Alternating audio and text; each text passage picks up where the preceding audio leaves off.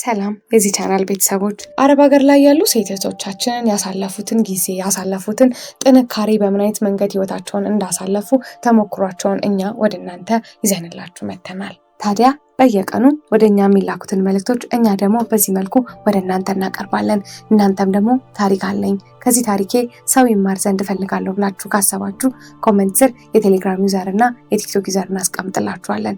እዛ ላይ ታሪካችሁን ላኩልን። እኛ ደግሞ ወደ ሰው እንደዚህ አድርገን እናደርስላችኋለን። እናንተም ታሪኩን እየሰማችሁ ይህንን ቻናል ሰብስክራይብ ማድረግ እና ሼር ማድረግ እንዳይረሳ። ወደ ታሪኬ ልግባላችሁ። የዛሬዋ ባል ታሪካችን እንደዚህ ብላ ትጀምራለች። ሰላማዊት እባላለሁ። የ4 ዓመት ወጣት ነኝ። አዲስ አበባ ውስጥ ከእናትና ከታናሽ ወንድሜ ጋር ነው የምኖረው። አባቴን በህይወት አጥቼዋለሁ። እናቴ ደግሞ በጣም ታማሚ ናት። ስኳር በሽታ አለባት።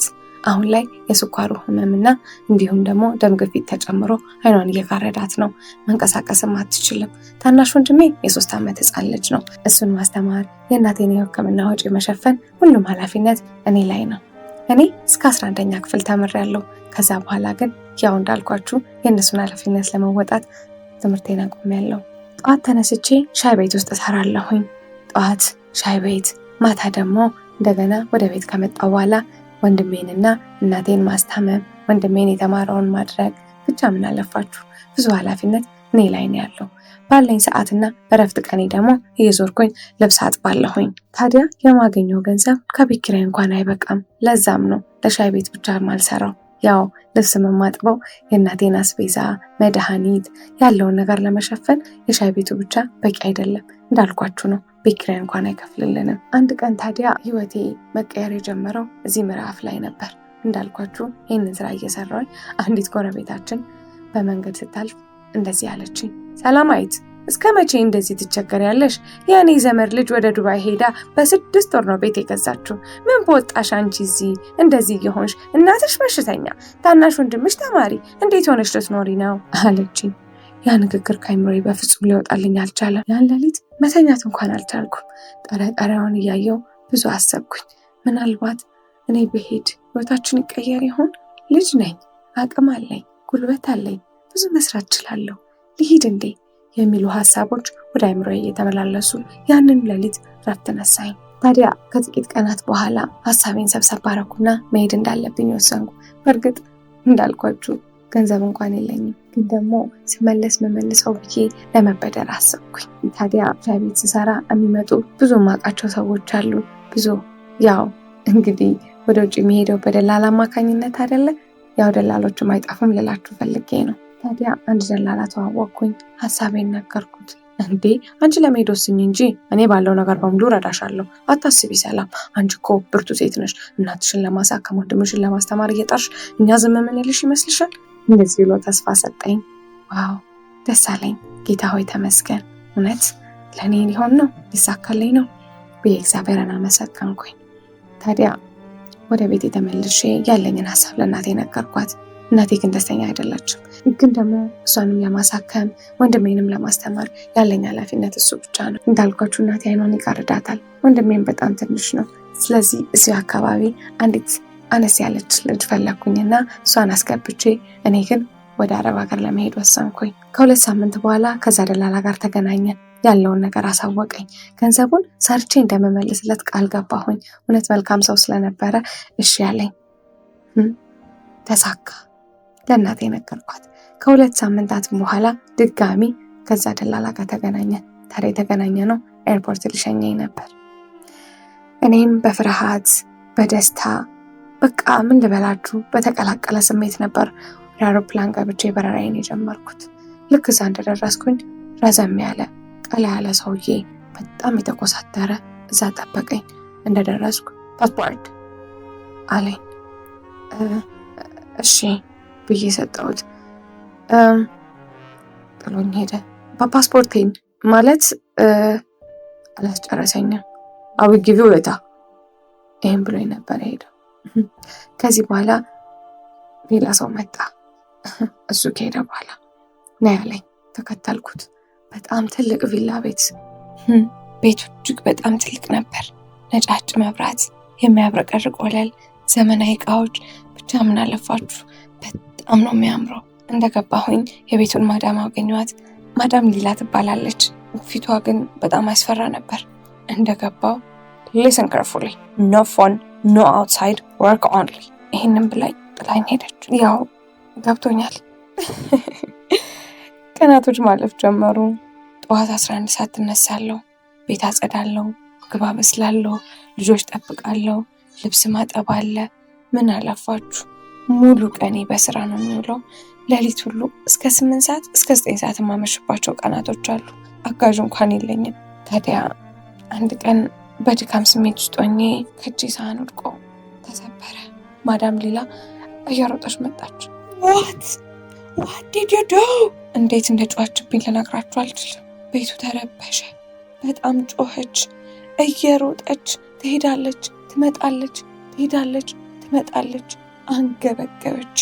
እውነት በጣም ከባድ ነበር። በመንቀጥቀጥና በፍርሃት በመጣሽ ቁጥር ይቅርታ፣ ሶሪ፣ ይቅርታ፣ ሶሪ፣ ይሄ ነው ከኔ የሚወጣው።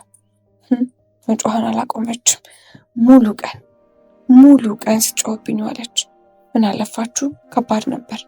ይሁን ብቻ ይህን ቀን እንደዛ አለፈ። ግን ሌሊት ላይ እኔ ክፍሌ ገብቼ እውነት ከአምላኬ ጋር ሰጣ ገባ ገባሁ።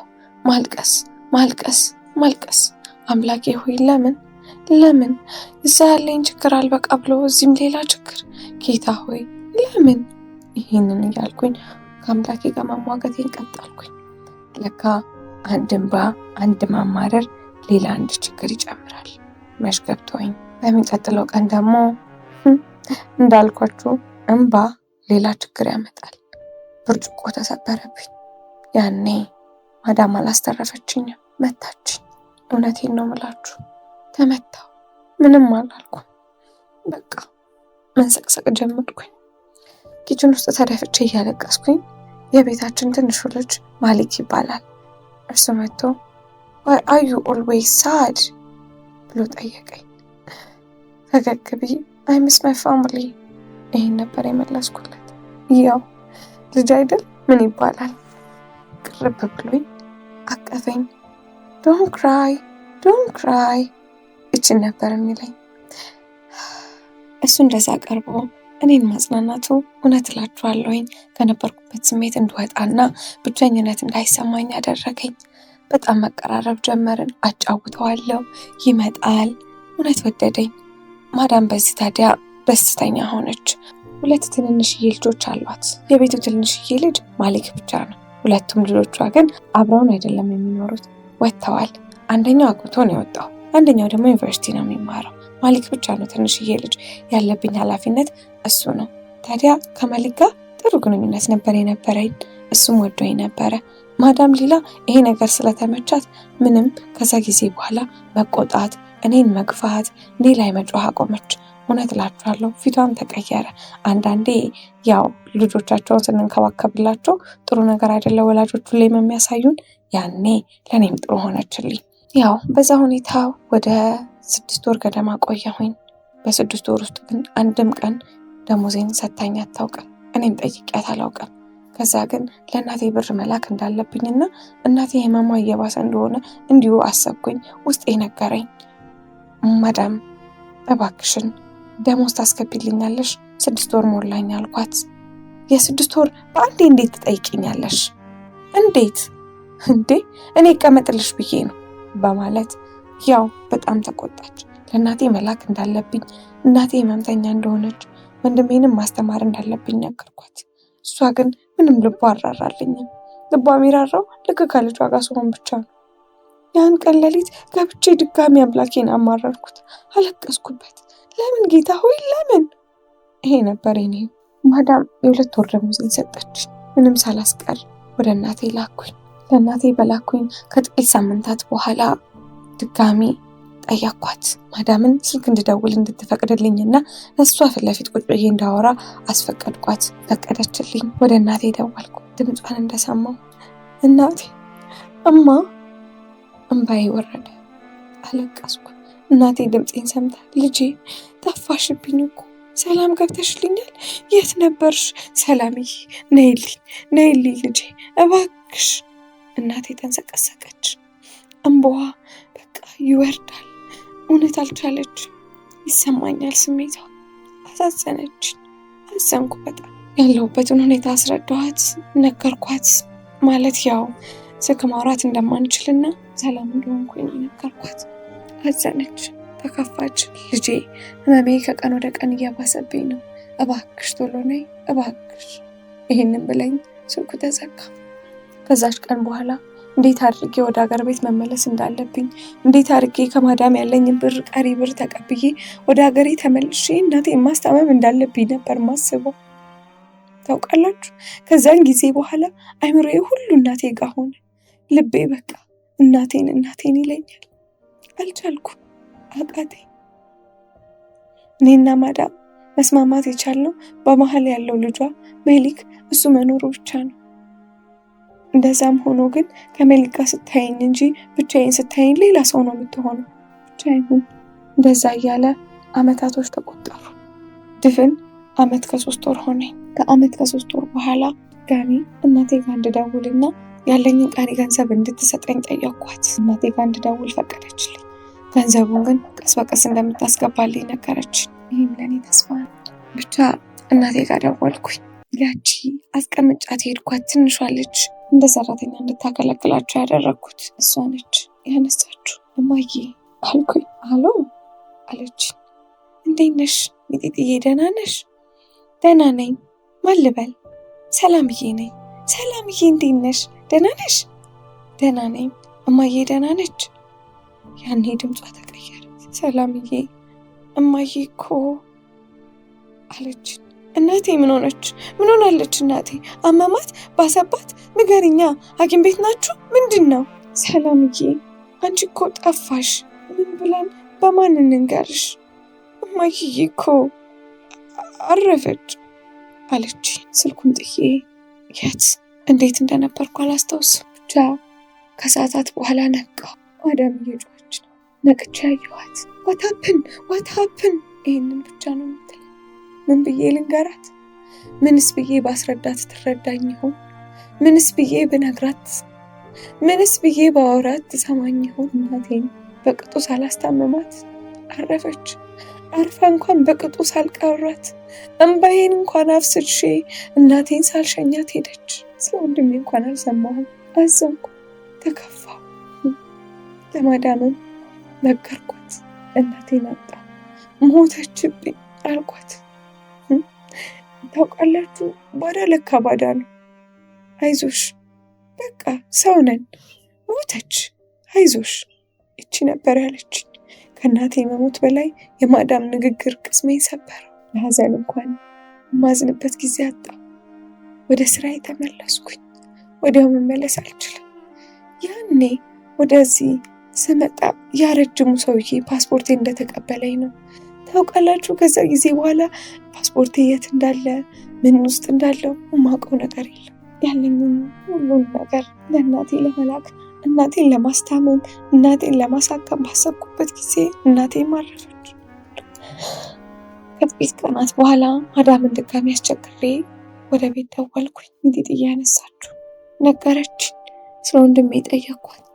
ሰላምዬ እሱ ደህና ነው፣ ለእኔ እኮ ታናሽ ወንድሜ ማለት ነው፣ አይዞሽ እኔ ያስተምረዋለሁ ይህንን አለችኝ። አደራ አልኳት። በቃ በሱ አካውንት ብር መላክ ጀመርኩ። ማዳም ከዛ ጊዜ በኋላ ብሬን በስነ ስርዓት መስጠት ጀመረች። ያለባትን ሁሉም ሰጠች። ታዲያ እኔም ያንን ቀስ በቀስ እያደረግኩኝ ለሚጢጥዬ እየላኩላት ወንድሜ እንዲማር አደረግኩኝ። ከዛ በኋላ እዛ ለ3 ዓመት ቆየሁኝ። ያ ማለት ወንድሜ 6 ዓመት ሆነው። እሱ 6 ዓመት ሲኖር ሚጢጥዬ አብረው ነበረች። እንደ እህት ሆና አብረው እየኖሩ አብረው ጊዜያትን እያሳለፉ ነበር። ከ6 ዓመት በኋላ ያ ማሊክዬም 2 ዓመት ከምናምን ልጅ ነበረ። እሱም አደገ፣ 5 ዓመት ከምናምን ሆነ። ያኔ እኔም ወደ ሀገር ቤት መመለስ እንዳለብኝና በያዝኩት ብር የሆነ ነገር ጀምሬ ከወንድሜ አጠገብ መሆን እንዳለብኝ ወሰንኩኝ። ያሳለፍኩት ስቃይ ቀላል አልነበረም። እውነት እላችኋለሁ፣ በዚህ መሀል ያልነገርኳችሁ ብዙ ታሪኮች አሉ። ብዙ ያላወቃኋችሁ፣ ብዙ ያልነገርኳችሁ። ብቻ ለማዳም ያለውን ነገር ነገርኳት። ማዳምም በዛን ወቅት ባባዬ ማድጎ ስለነበር ምንም አላለች። እንደውም ስሄድ በእውነት እላችኋለሁኝ ገንዘብ ጨምራልኝ፣ ልብሶችንም ገዝታልኝ በሰላም በኤምባሲ በኩል ወደ አገር ቤት ፓስፖርቴን ተቀብላ ሸኘችኝ። ማዳም ከጊዜያቶች በኋላም ቢሆን ለእኔ ጥሩ ነበረች። እኔም ወደ አገር ቤት ተመለስኩኝ። ታዲያ አሁን ከወንድሜ ጋር ትንሽዬ ላውንደሪ ከፍቼ ወንድሜን እያስተማርኩኝ ሚጢጥዬንም እያስተማርኩኝ አብሬያቸው እየኖርኩኝ ይገኛለሁ። ብዙ መከራና ስቃዮች አሉ። እግዚአብሔር ፈቅዶ ጥሩ ነገሮችን የምናሳልፍ ግን ደግሞ በዛው ልክ ጥሩ ነገር ደግሞ ያላጋጠማቸው ብዙ እህቶች አሉን። ብቻ እግዚአብሔር መልካም ነው። እግዚአብሔርን ግን ባናማርረውና ለመልካም ነገር ሁልጊዜም ጌታችንን ብንለምን ባይ ነኝ። እስካሁን ድረስ ብዙ ስቃዮችን አሳልፌ ብዙ ዓመታቶችን አሳልፌ እናቴን በመሀል አጥቼም ቢሆን ወንድሜን ግን አሁን ላይ ማትረፍ ችያለሁ። እግዚአብሔር የተመሰገነ ይሁን። አመሰግናለሁ። የዛሬዋ ባለታሪካችን ታሪኳ ይህንን ይመስል ነበረ። እናንተም ታሪኬን ሌሎች ይማሩበታል ብላችሁ የምታስቡ ሰዎች ኮሜንት ስር የቴሌግራም እና የቲክቶክ ዩዘር አስቀምጠንላችኋል። በዛ ታሪካችሁን ላኩልን። እኛም ደግሞ ወደ ሰው በዚህ መልኩ እናደርስላችኋለን። ለነበረን ቆይታ እናመሰግናለን። ሰብስክራይብ ማድረጋችሁን እንዳትረሱ። ቸር ቆዩን።